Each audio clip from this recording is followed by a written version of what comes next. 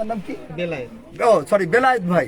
একে আমাদের ওই যে দুবলাবাড়ির মিরাজ তো একের পর এক কিন্তু অপরাধ করে যাচ্ছে। আপনি কেন এদেরকে ধরে আনতেছেন না? ধরে এনে এমন একটা মামলা দেন যাতে সহজে না বেরোতে পারে। ওনাকে মারছে আজকে সকালবেলা।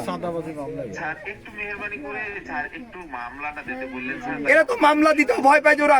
আমি বলি, ওনাকে বলে দিছি বেলায়েত সাহেবকে, যদি আপনার কাছে অভিযোগ দেওয়ার পরে কোনো কিছু হয়, একদম হাত পা বাঁধিয়ে যা করার দরকার করবেন।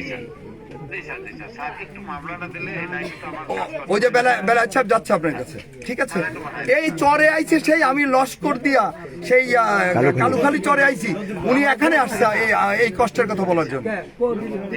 আর ওই যে রতন পাটনির যে মারলো, ওদের কি কোনো রেখে মামলা নিয়ে ওদের কি কোনোটা ধরার ব্যবস্থা করছেন আপনি?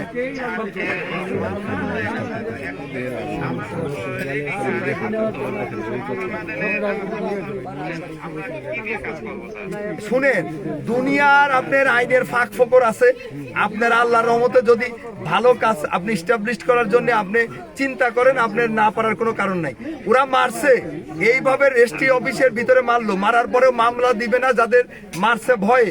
তা যারা মারলো তারা পার পেয়ে যাবে। এদের কোনোভাবে আপনি, তাহলে আমি অভিযোগ দেবো, আমার অভিযোগ নেন, আমার অভিযোগ নিয়ে এগুলো ধরতে হবে। আমি কোনো কথা শুনতে চাই। ওরা যদি অভিযোগ না দেয়, আপনারা যদি আইনের কোনো ফরম্যাটে না আনতে পারেন এদেরকে, আমি অভিযোগ দিলে যদি এদের ধরা যায় তাহলে আমি অভিযোগ দেবো। আর যে বেলায়েত সাহেব যাচ্ছে, আপনি একটু প্লিজ এটা সিরিয়াসলি অ্যাকশন নেন।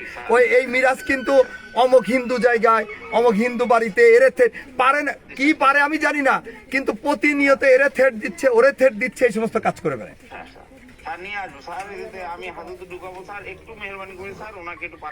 জি জি, thank you brother, thank you.